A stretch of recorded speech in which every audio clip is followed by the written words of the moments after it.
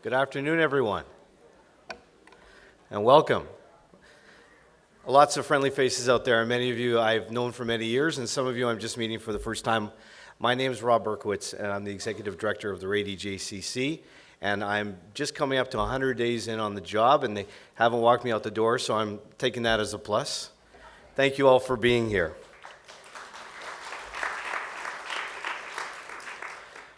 On behalf of the Rady JCC and the Board of Directors, staff, and management team, I'd like to welcome you to Rady JCC's 10th Annual Tarbut Festival of Jewish Culture. Today, we are pleased to welcome author Eva Wiseman to the festival.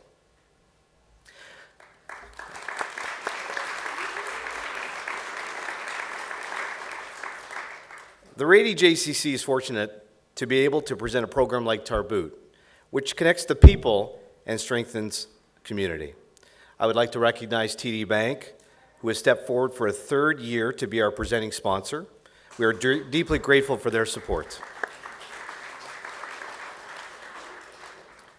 We are also fortunate to have several other supporters who, for many years, have been there for Rady and for Tarbut. Thank you to the Asper family and the Asper Foundation, Marjorie Blankstein, the Consulate General of Israel, and the Jewish Federation of Winnipeg.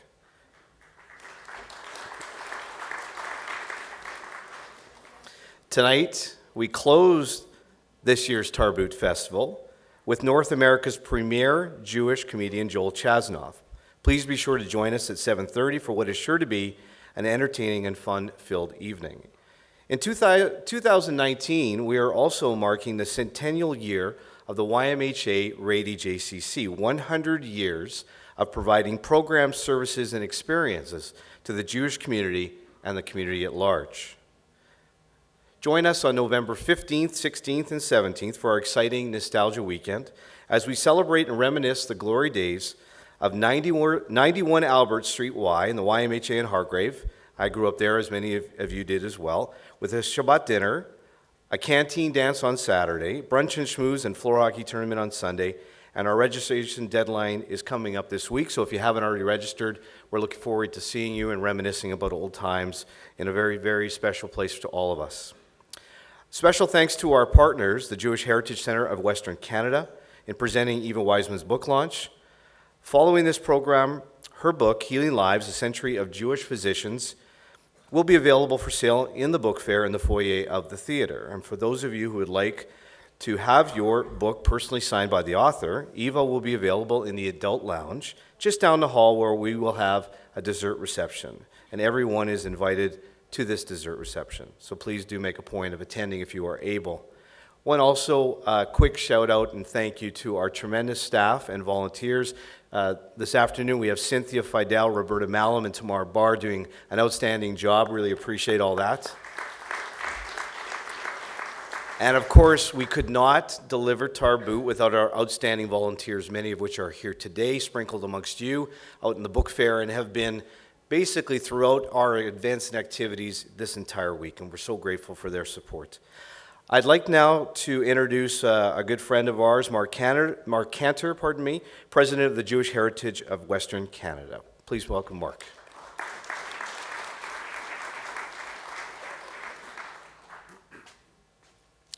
Thanks, Rob. On behalf of the Jewish Heritage Center of Western Canada, I welcome you to this much anticipated event.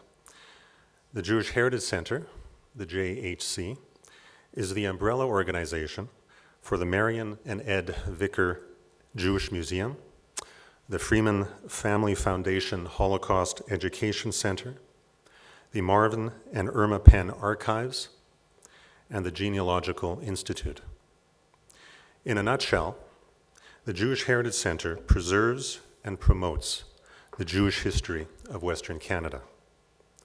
I would need the rest of the afternoon to tell you about all the wonderful programs, events, and exhibits that we put on, but I don't think I'm allowed to do that this afternoon.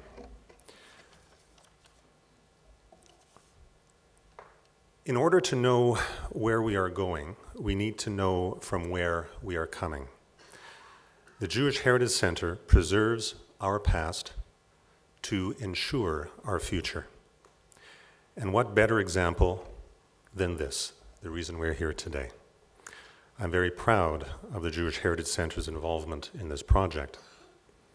I'd like to thank you to Rob and to the Center and to the Federation. Thank you to Tamar Bar and the Tarbut organizers. Thank you to Jordan Bass and the University of Manitoba Medical Archive. Thank you to the staff at the Jewish Heritage Center, Bel Jarnevsky, Stan Carbone, and Andrew Morrison. Thank you to the committee. I'm just going to single out a few people. Dr. Joe Schwartz, Ellery Broder. Special thanks to the chair of this committee, Dr. Nathan Wiseman, and also a special thanks to committee member Abe Anhang. Finally, and of course, thank you to Eva Wiseman for your dedication and commitment to this project, your professionalism, and of course, your talent.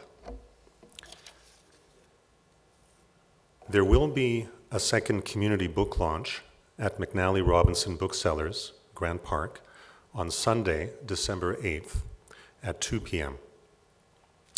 There will be a sale of books today for $44.95 per book plus tax. The book will also be available for sale from November 4 to December 8 at McNally Robinson's. I now invite Dr. Arnold Neymark, Dean Emeritus of the Max Rady College of Medicine and President Emeritus of the University of Manitoba, to introduce the author of Healing Lives, Eva Wiseman. Thank you.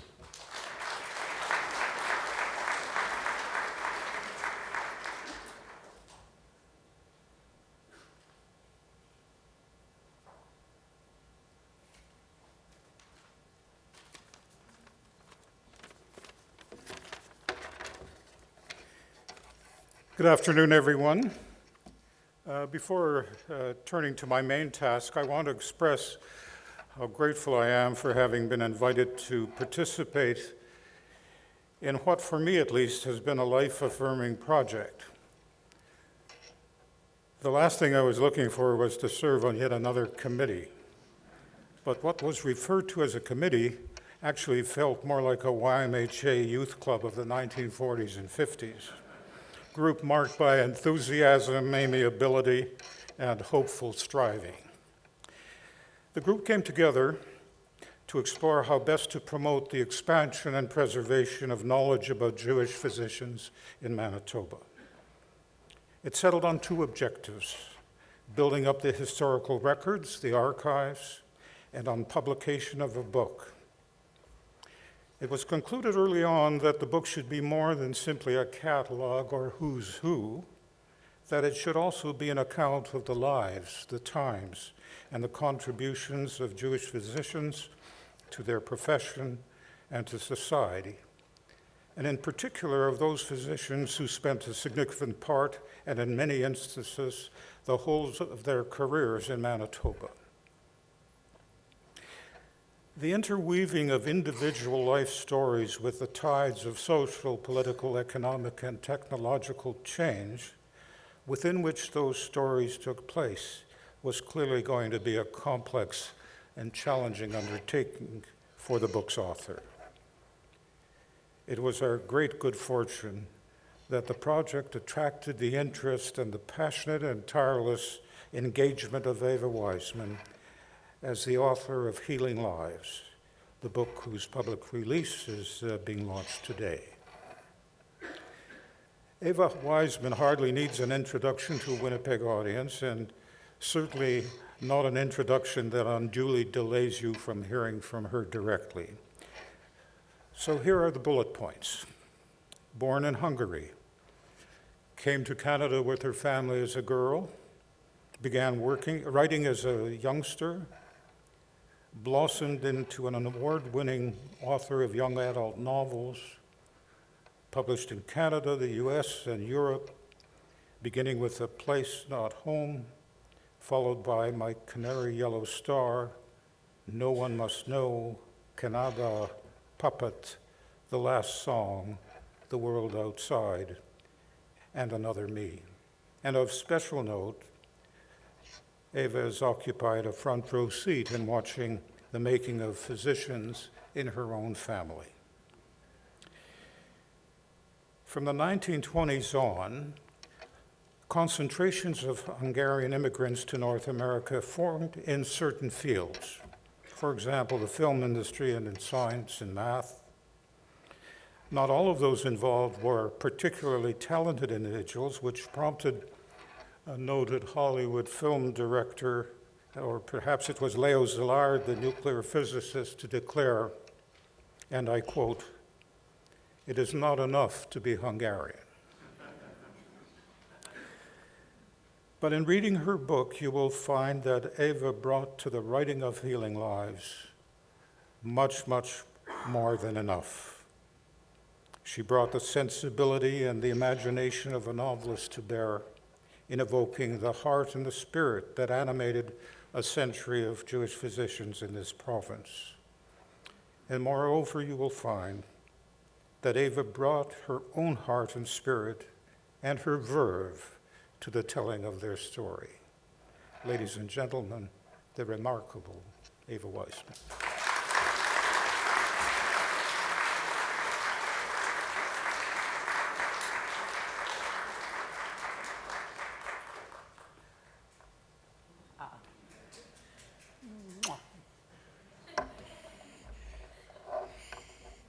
Hello, everybody. It's a big advantage being up on that stage because you can't see anybody in the audience, so you feel you're just talking to yourself. I do hope that the citizens of Manitoba know that they should not be getting sick today because the best doctors in the province are sitting right in front of me. I want to thank Dr. Neermark for his too kind introduction. I really appreciate it. And thank you to all of you for coming to the launch of Healing Lives, a century of Manitoba Jewish physicians. It makes me very happy that so many of you are here, so many of the doctors I have interviewed, and I hope you will like the way I try to portray you in the book. I also want to acknowledge the supporters of the book who couldn't get into this room and are sitting down in the seniors hall where we set up a video feed.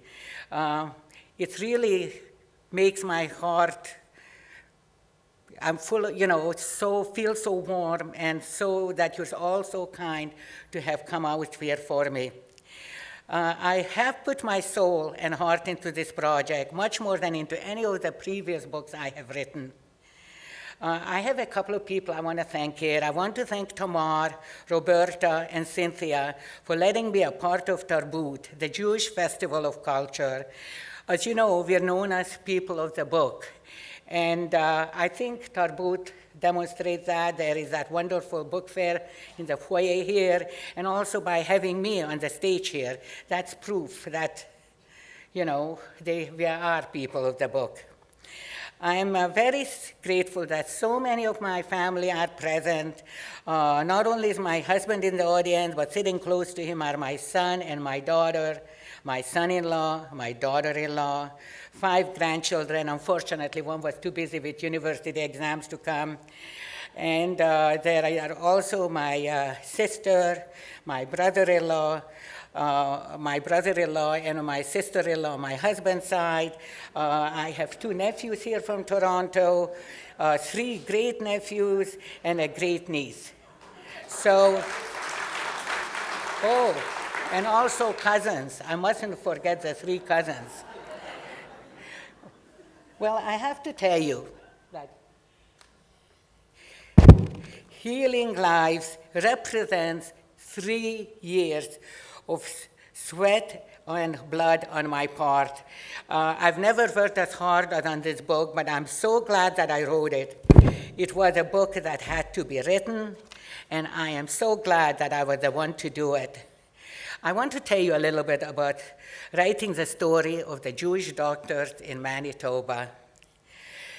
More than 400 Jewish doctors have practiced in Manitoba since the arrival of Hiram Weinberg in Portage La Prairie in 1881. And I must tell you, at least 3 or 4 times as many have graduated from the University of Manitoba Medical College and have gone off to greener pastures. However, the selfless dedication of the ones who remained here is beyond compared, and very little has been recorded about their lives and their achievements. This was about to change when my husband Nathan and I met Abe and Barbara and Hank for dinner in a kosher restaurant called Grill Time in Aventura, Florida, during the winter of 2015.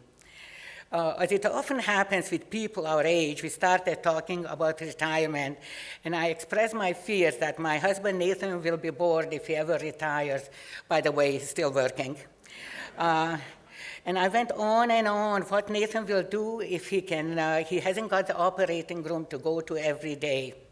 It was then that Abe said to me, Eva, he'll be busier than ever if he agrees to chair a committee that will write the history of the Jewish doctors in Manitoba. Nathan thought that this was just a terrific idea.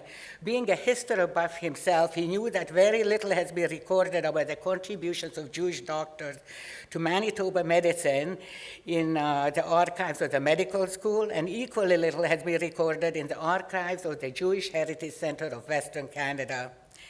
After we returned home, Abe and Nathan switched into high gear and organized Manitoba's most 18 is debatable, 19 if we count ahead, 18 if we don't, of Manitoba's most prominent Jewish physicians, lawyers, businessmen, and academics into a group that evolved into the Century of Manitoba Jewish Physicians Committee, referred to as the CMJP. The goal of this committee was to establish an archive and to create a book to act as a lasting testament to the tremendous contributions made by Manitoba's Jewish physicians to the health and well-being of the citizens of Manitoba. When I became involved in this project exactly 3 years ago, I didn't fully understand the tremendous scope of the work awaiting me. When the committee asked me if I could finish the book in a couple of years, I said, oh, no big deal, a piece of cake. Little did I know. To start my research, I first delved into the deep roots connecting Jewish people to medicine. Of the 630 mitzvahs, commandments in the Torah, 212 can be interpreted as health rules relating to preventative medicine. The Torah generally teaches that the proper response to illness is not medicine, but repentance and prayer. To employ the services of a physician to search for a natural cure for disease betrays a lack of faith in God's will. But most Jewish thought, however, assumes a positive attitude toward the practice of medicine, the goal of which is to preserve life, pikuach nefesh. This is considered the most basic obligation of Jewish law. Historically, most professions other than medicine and moneylending were close to Jewish people. Many rabbinical leaders, including the 13th century sage Maimonides Rambam, were physicians and scholars. The Jewish philosopher Maimonides Rambam, born in 1135, worked as a physician in Cordoba, Spain, and Fez, Morocco. He was a court physician to the Muslim Sultan Saladin, and he described asthma, diabetes, hepatitis, and pneumonia. He also stressed the importance of a healthy lifestyle and even recommended chicken soup as a medication to fatten up the emaciated and the sick. Yes, he did. Jewish physicians have followed his example ever since. In the modern era, Jewish doctors were often subject to persecution. They couldn't treat Christian patients or study at European universities.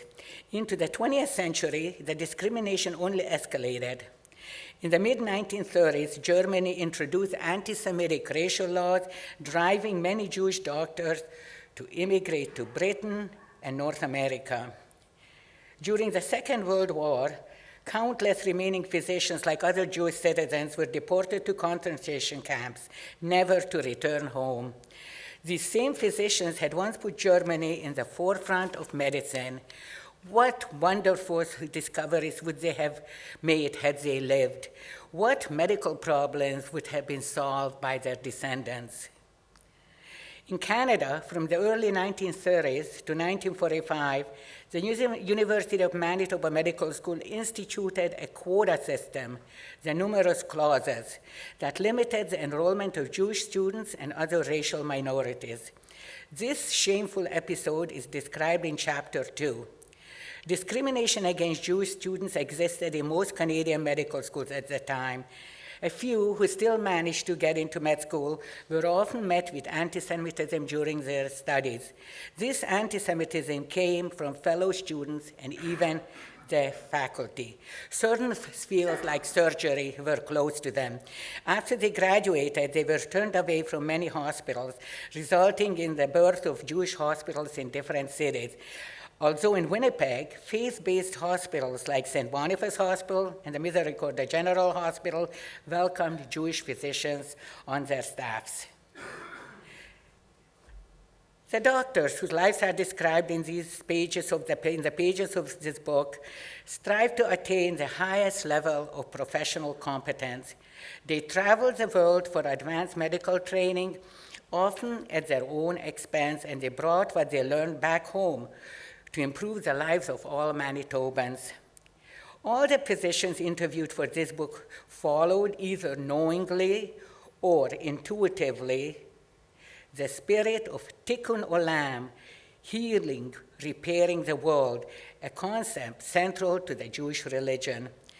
They were instrumental in founding facilities like the Mount Carmel Clinic to help recent immigrants and people in inner city neighborhoods get access to quality care, and they have also given their time to improve the health of many indigenous Manitobans. The physicians' contributions spread to the larger Jewish community as well.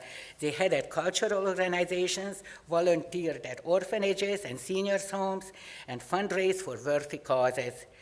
They've been a critical part of the social fabric of the province for a long, long time. Medicine wasn't a particularly lucrative profession in days gone by. There were much easier ways to make money than in medicine. However, the physicians enjoyed the respect and trust of people in their community. Not surprisingly, it was a source of pride for Jewish parents to have a child who was a doctor. The Jewish mama or papa speaking with delight about my son's a doctor or my daughter's a doctor has become a part of Jewish lore. I am one of these proud parents myself. Both of the children are in the audience, although I can't see them because it's dark. And my son Sam is a cancer surgeon, and my daughter Marnie is a dermatologist. And of course, extending this a little bit, my nephew David in the audience is a surgeon, and Adam is a gastroenterologist. They came in from Toronto for this event. I want to express my gratitude to certain people and organizations next. I would like to thank the CMJP committee for its commitment to this important project. And a couple of people I must single out for special mention. The leaders of this project were Abe and Hank and Nathan Wiseman. Abe not only raised the funds needed, but also oversaw the publishing process, focusing on countless details, great and small. He was absolutely terrific to work with, and I'm going to miss, and already miss, his multiple daily emails, I can tell you that. Nathan Wiseman chaired the CMJP committee, stirred the CMJP committee, and he also stirred me in the writing of this book. He kept asking me, did you talk to him? Did you talk to her? Did you add this? Did you add that? I'm not overstating when I say that without his wise counsel, I couldn't have written this book. And of course, there is my good friend Ellery Broder, who is the treasurer of the CMJP committee, and he also demonstrated his supreme fundraising abilities. The diligence of these individuals coupled with expertise and hard work of many others, has resulted in healing lives. And once you see it closer up, you'll have to agree with me, it's definitely a handsome book. I also want to thank Dr. Joe Schwartz, David Podolski, and Dr. Neymark for answering my many, many questions. Joe and Nathan also spent countless hours at my kitchen table searching through various archives to find photos for this book, including the collages at the front and at the back of the book. That was definitely their pet project. And of course, I have to remember my many expert readers who combed through the chapters looking for mistakes that escaped me. Any errors that remained in the book are mine, not theirs. My thanks are also due to University of Manitoba medical archivist Jordan Bass. He is responsible for the splendid online archive that commemorates the careers of Manitoba's Jewish doctors. The archive is an adjunct to the book and will be hopefully continued to be added to in the future. My researcher, newly minted archivist Priti Kaur, who is sitting somewhere here and is in from Vancouver, was of tremendous help to me. My editors, Janice Weaver and Angel Dersma, also deserve my gratitude for their dedication. I must mention Stan Carbone, senior curator at the Jewish Heritage Center of Western Canada. Andrew and Bell came into the picture later. Stan and I have become expert on the obituaries of Jewish doctors. I use many of the JAC's photographs and taped interviews, some dating back decades during my research. I'm so proud to be a part of this project. The CMJP committee was behind me all the way, supporting my efforts, but giving me the total freedom to write the book my own way. They never interfered with what I did, and I was really happy about that. I think the resulting book is a fitting tribute to the men and women whose stories fill its pages. I know of no other province that has highlighted the careers of its Jewish physicians, even though there are Jewish doctors in all parts of our country. The creation of healing lives was facilitated and fostered by the JAC, the CMJP, and the University of Manitoba Medical School Archives. It was the intent of this project to include all Jewish physicians who practice in Manitoba since Hiram Weinberg, and that's what I tried to do. We had a policy of inclusiveness, but despite my best efforts, some physicians may have escaped my attention. Whenever I mentioned a specific doctor to a colleague or friend, they would inevitably reply, "Did you hear about Dr. X? What about Dr. Y?" Most of the research for this book was done through interviews I conducted with the doctors themselves or their family members. Many doctors or their families approached me directly to ensure that they weren't left out of the book. I tried to validate these oral histories through my own research, but there was very little published on the careers of the Jewish doctors I was writing about. I also made sure I did due diligence, and when I sent out the book to my expert readers, I hoped that they would pinpoint anybody I would have missed. But if I missed someone and the expert readers missed someone, unfortunately, that person didn't get into the book. But don't worry, you'll get into the second edition.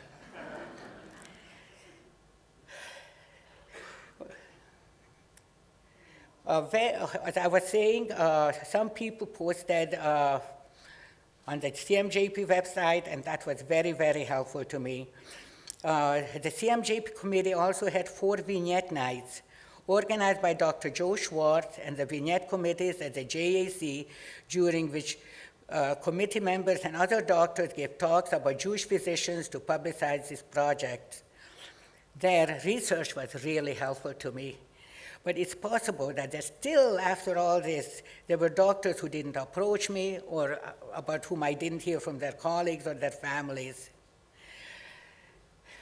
It's never too late to be included in the archives, however, so if weren't included in the book, please get in touch with the archive. I hope you'll enjoy reading about the lives and careers of the Jewish doctors portrayed in Healing Lives as much as I enjoyed writing about them. I also hope that you recognize the tremendous contributions Jewish doctors made to the health and well-being of the citizens of Manitoba. I'd like to conclude by telling you what Healing Life is about. Healing Life portrays the medical tapestry of Jewish physicians in Manitoba over the last century and a half of time. The book highlights the lives of more than 400 men and women who seem to have inherited the medical gene from their Jewish ancestors. These ancestors found their way to a place with less than inviting climate and set down firm roots. Their children and their grandchildren overcame social and economic hurdles to become healers. They tried to fit in with the society at large, and yet they remained somewhat on the fringes. Their stories range from the country doctor making house calls to the academic physician making curriculum decisions that will pave the way for future generations. No doubt, those future doctors will create their own medical dynasties. This book profiles physicians who brought new life into the world and those who helped ease suffering and maintain dignity as life slipped by. It is a story that validates the sacrifices made by the doctors and their families. It is a story about blending Jewish values, especially the concept of tikkun olam, with professional fulfillment. It is a story that entertains, enlightens, and informs, and it is an attempt to deepen the understanding how the Jew and medicine have preserved a time-honored bond. Now, this completes my talk to you, but now I want to read to you so I can give you the flavor of the book. But first,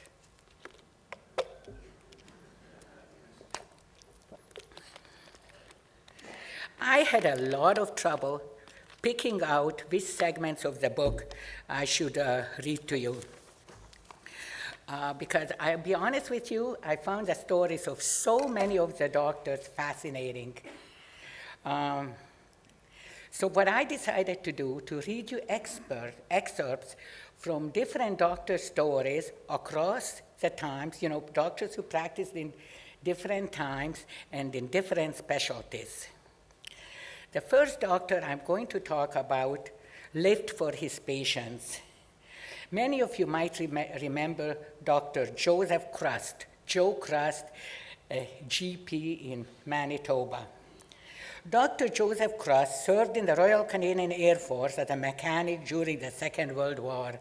When the war ended, he enrolled in the University of Manitoba Medical College and graduated with his MD in 1951. His first job was in rural Alberta. These were tough times in many farm communities, so Joe charged his patients a reduced rate for home visits. He realized that while the farmers couldn't afford his regular fees, they were proud people who didn't want charity. 2 years later, he returned to Winnipeg and joined a small practice on Osborne Street.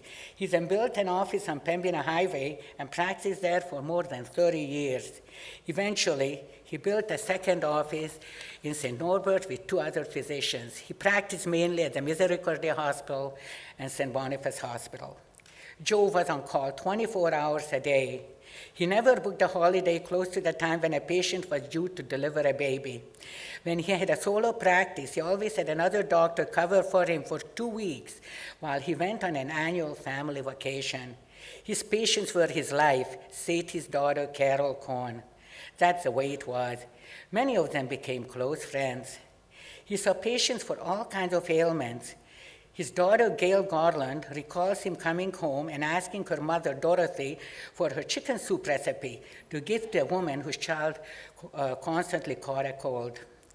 Joe was the president of the Manitoba Medical Association and was vigilant in ensuring that members had access to proper training and that doctors were properly remunerated for the work they did by the provincial government. He was also a member of the Friends of the Hebrew University and the Jewish Historical Society. He wasn't a religious man, and he didn't consciously follow the concept of tikkun olam, but his daughters believed that he had something inside him that compelled him to do whatever he could to help others. I talked to you about the discrimination faced by Jewish doctors, how they couldn't enter certain specialties like surgery. Unbelievably, one of the few specialties open to them was dermatology. Nobody wanted to be a dermatologist at the time. I guess that changed. The second doctor I'm going to talk to you about was dermatologist Saul Berger, better known as Shimmy Berger. And Shimmy faced a lot of discrimination. He completed the 2-year medical program at the University of Saskatchewan and transferred to the University of Toronto for a final 2 years, receiving his MD in 1943. When it came time to look for an internship, however, he couldn't find one in the entire country. Most hospitals at the time refused to accept Jews, women, and students from other minority groups, making internship opportunities scarce to non-existent. Shimmy had no choice but to return to his hometown of Estevan. Shimmy's father, Joseph, was the proprietor of a small general store. He was a kind man who frequently donated blankets and other supplies to the local Catholic hospital, which was administered by the Sisters of St. Joseph. One day, Shimmy met the head of the order by chance. "Hi, Saul," Sister Zepharia said. "How are you doing?" "I'm not so good," Shimmy admitted. "I don't know what I'm going to do. I can't get an internship anywhere." Sister Zepharia was well aware of Joseph Berger's generosity to the hospital and of Shimmy's dream of being a doctor. She looked at him sharply and pointed her finger. "You've got a position at St. Michael's Hospital in Toronto," she said. "I guarantee it." Well, true to her word, Sister Zepharia arranged the promised internship at St. Mike's. Shimmy was the first Jewish doctor to hold such a position in the hospital's history, said his son, Dr. Philip Berger. After completing his internship, Shimmy decided to become a dermatologist. He went to New York City to work with Dr. Marion Sulzberger, a Jewish doctor who made a name for himself as a dermatologist to the rich and famous. Soon, Shimmy Berger from small-town Estevan was providing care to members of the Rockefeller family. It was intoxicating to interact with people of such wealth and power and to live in a city with so much energy and so many things to see.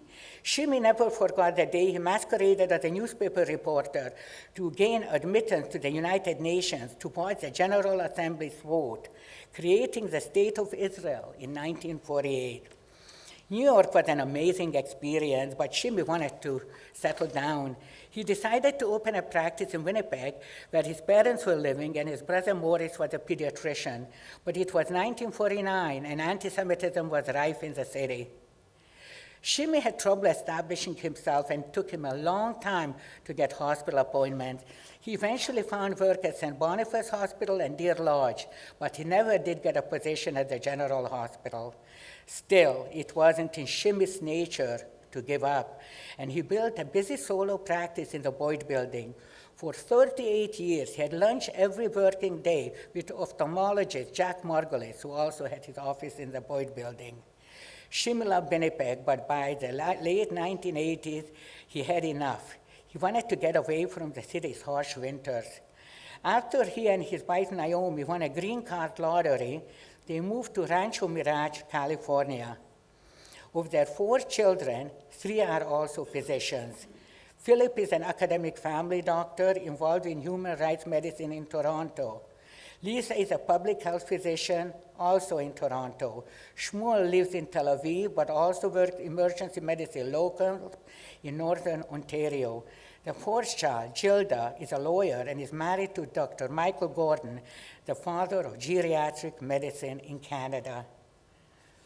Dr. Berger died in 2016, 5 days before his 97th birthday.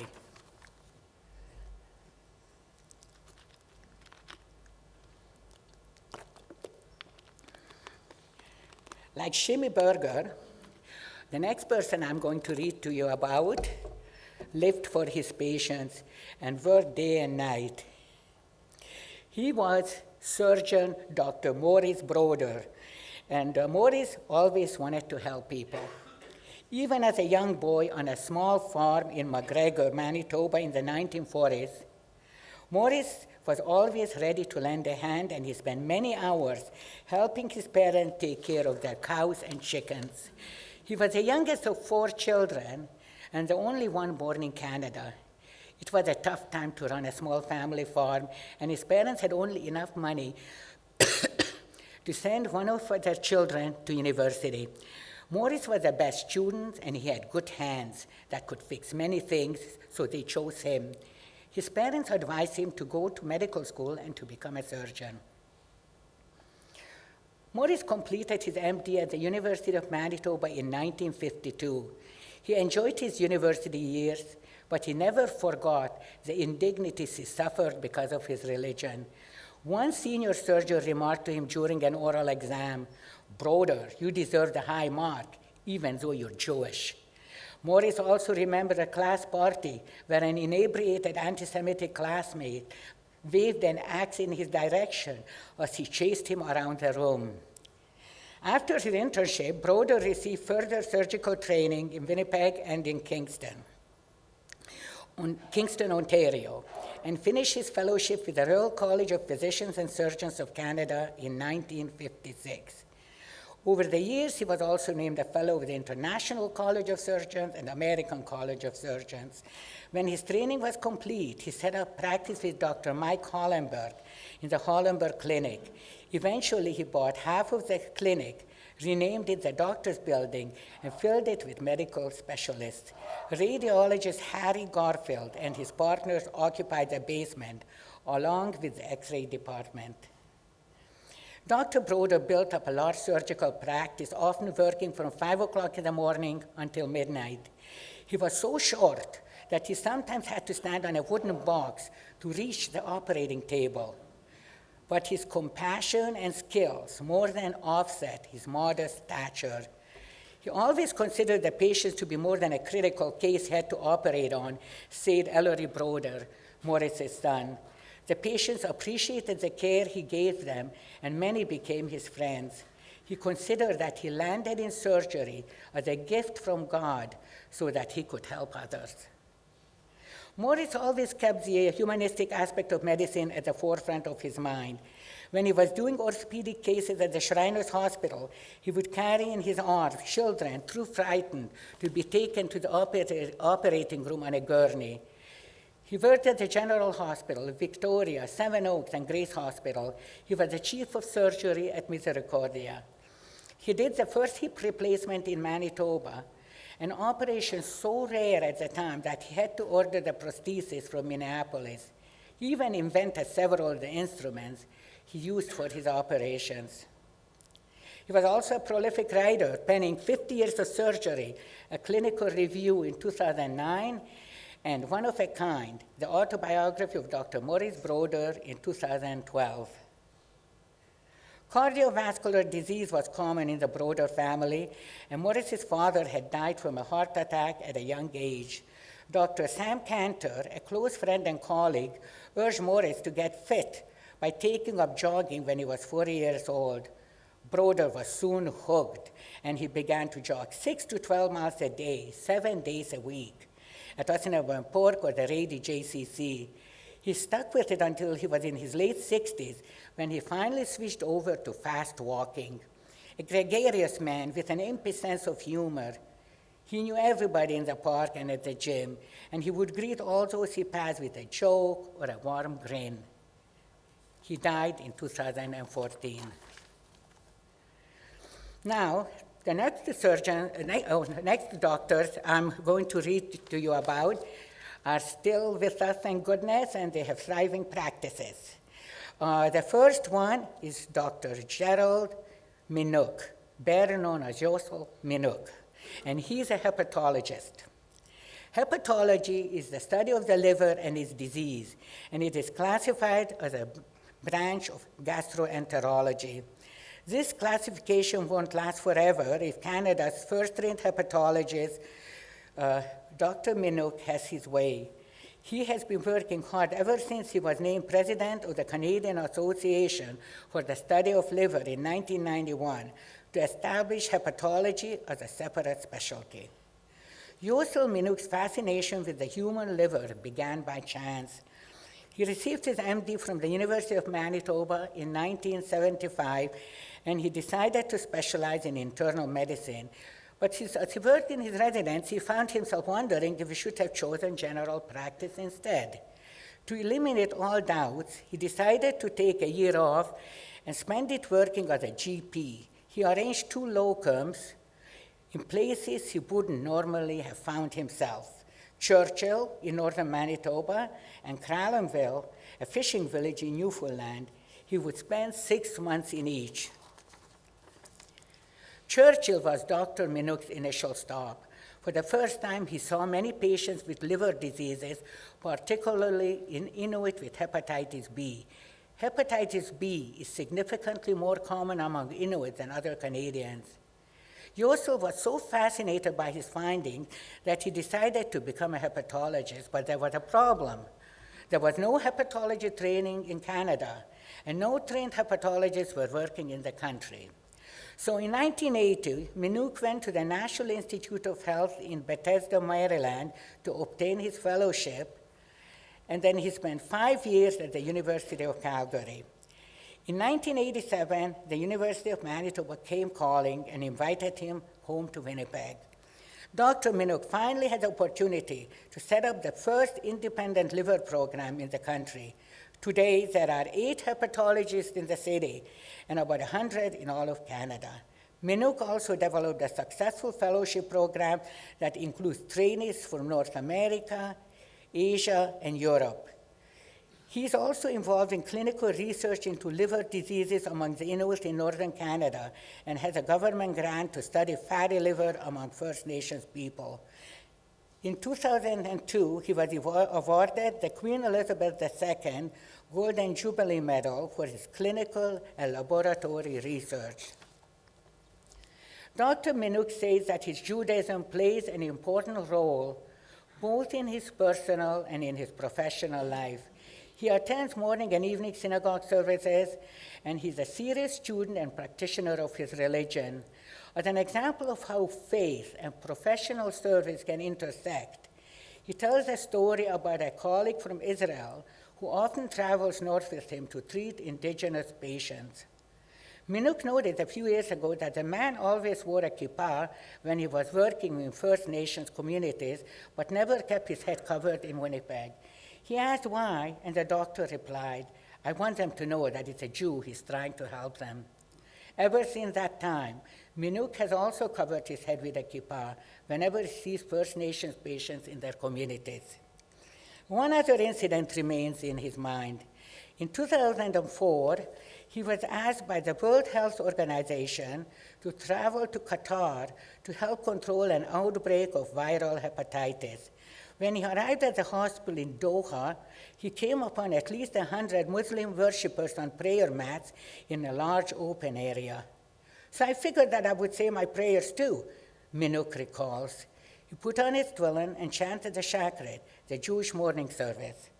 That afternoon, he received a phone call from the director of the hospital. My staff told me that there was a Jew praying in the open area of the hospital. "Do you know anything about it?" the man asked. "Yes, of course I do. It was me," Dr. Minuk said. "I was saying my morning prayers." "I have nothing but admiration for people who respect their religion," the director answered. "As far as I'm concerned, there is nothing wrong with what you did, and you can continue doing it during your entire stay in Qatar." And that's exactly what Dr. Minuk did.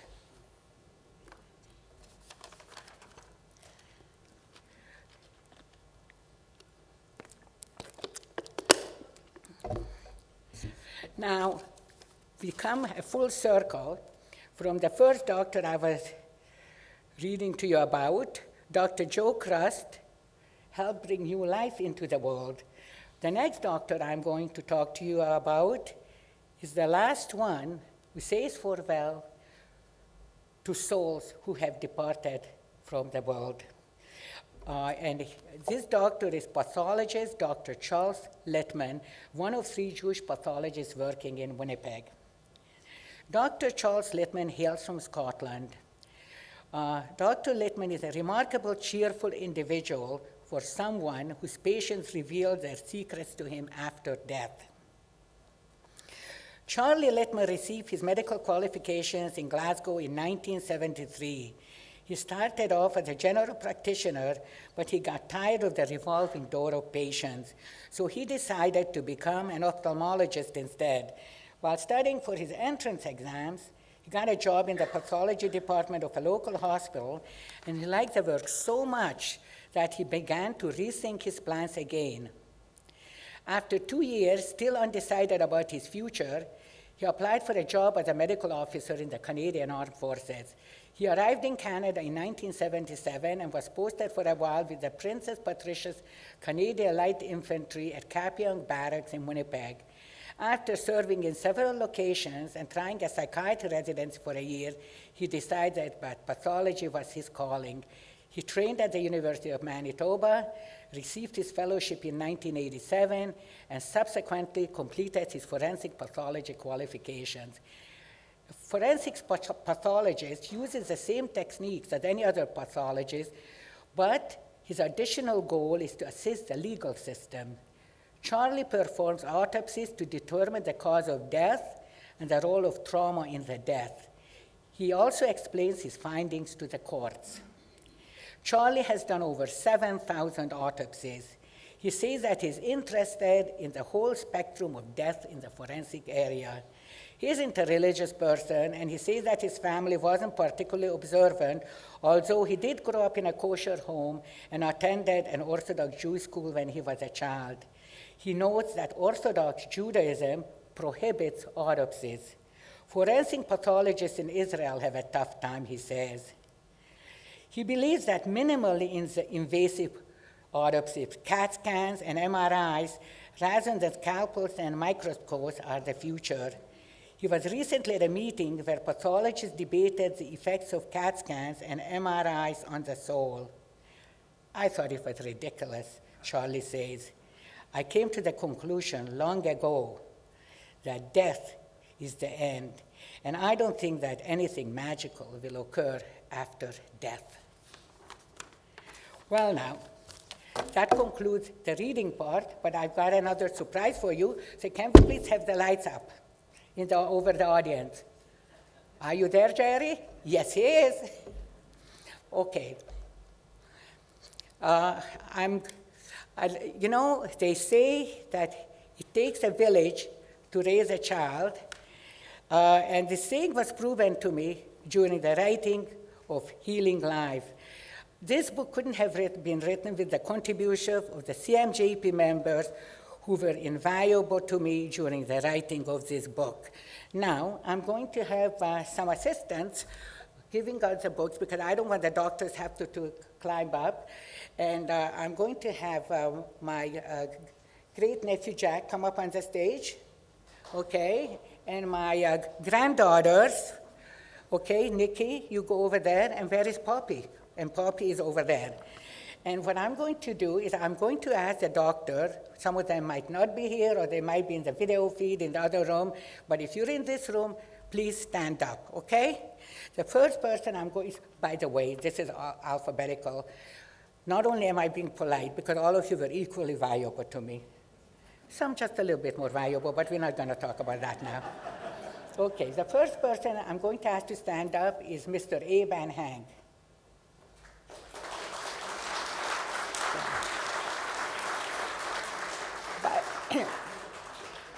By the way, please hold your applause to the end, because otherwise we might be here for a long, long time. I already told how helpful Abe was to me, and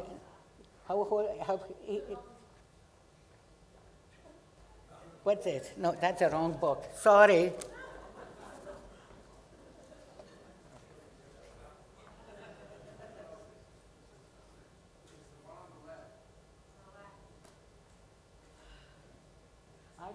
number one, who is Abe. Where is he?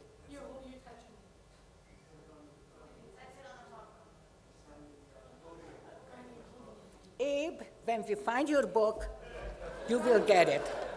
I promise. I really promise. Okay, I'm not going to repeat, but Abe was really, really helpful to me. On the podium? Yes, it's on the podium. Here, give this to Nikki. You've got it, Abe.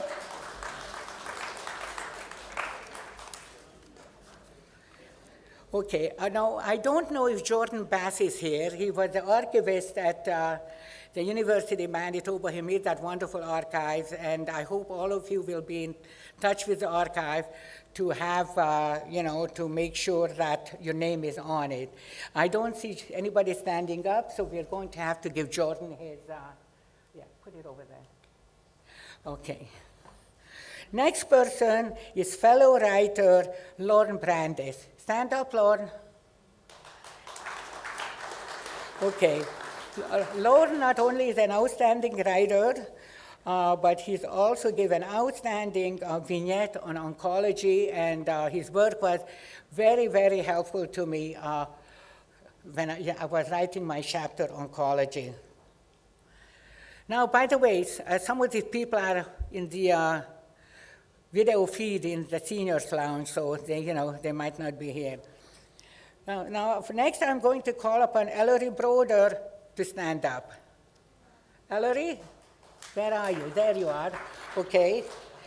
And Ellery is a fantastic fundraiser and a heck of a nice guy and a very good friend of all the doctors I'm talking about.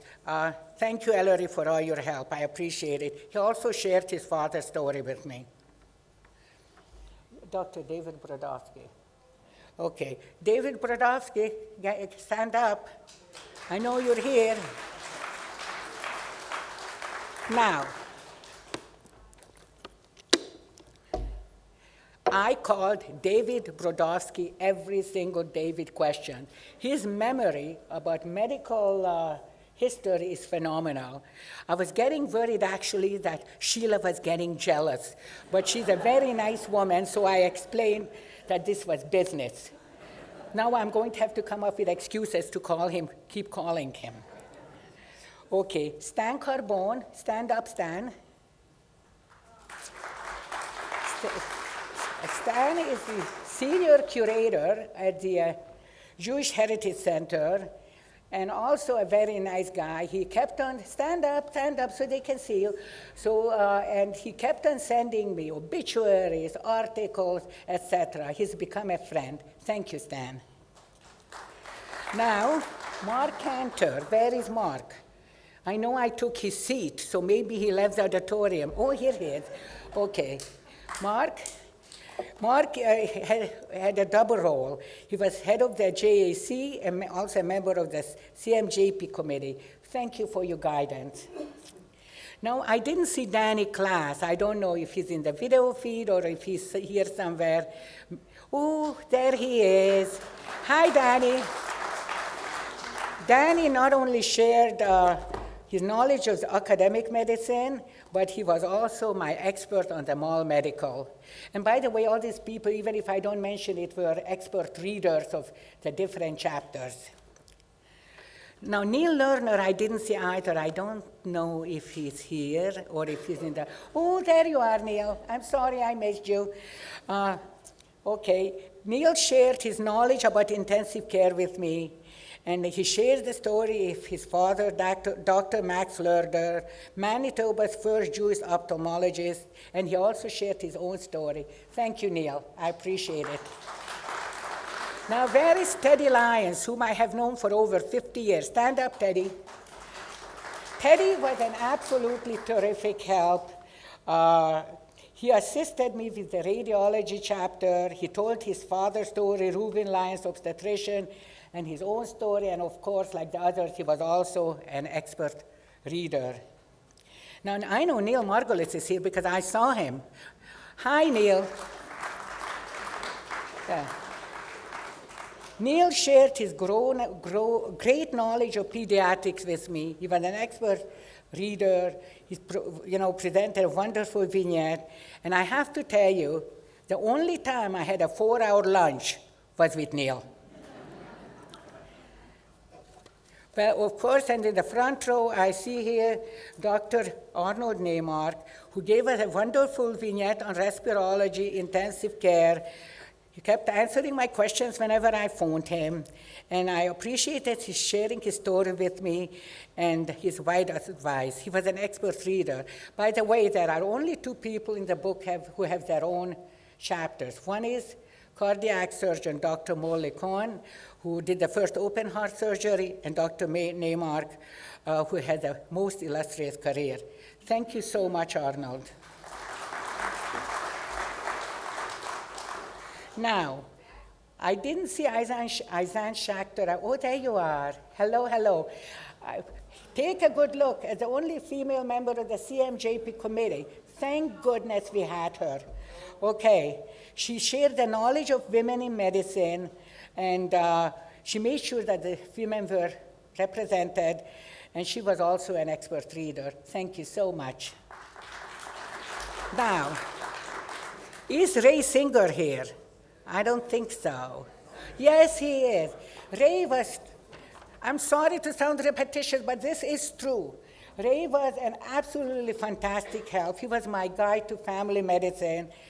He was an expert reader more than once, and he gave a terrific vignette on early GPs. Thank you, Ray. Couldn't have done it without you. Not that first part, that's for sure. Is Lionel Steinman here? Is he here? Stand up.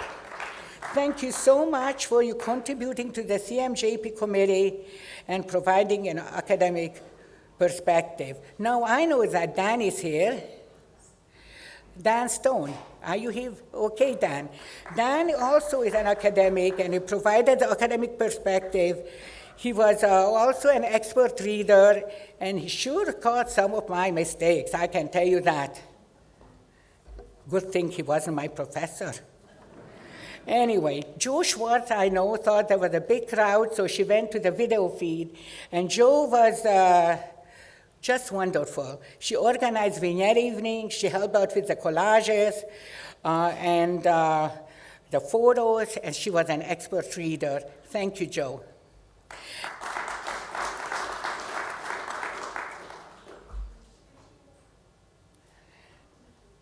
Okay, come back. Okay. Okay, Jack. Okay, now the next one, give this one to Poppy. The last one is certainly not forgotten, and it's the love of my life, Dr. Nathan Wiseman. Stand up, Nathan.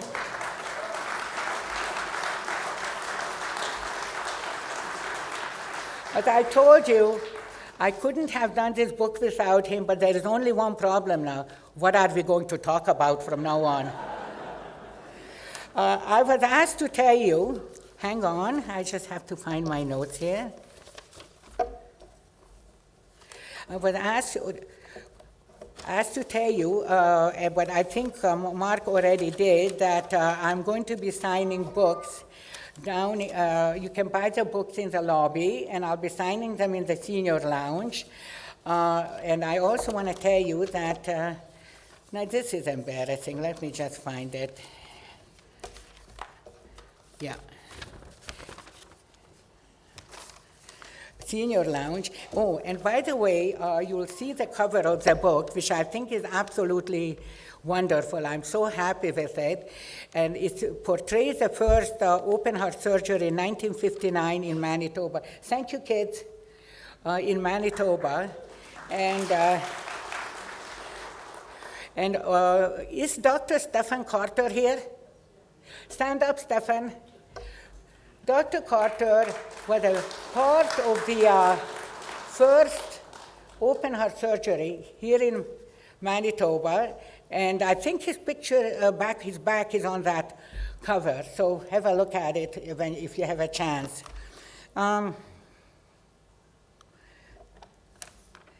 You know, This book represents 3 years of my life, but I really enjoyed writing it because it was so interesting, although I have to say quite overwhelming too. And I do hope that you will enjoy reading it. And I would also appreciate if you let me know what you think about it. Thank you so much for listening to me today.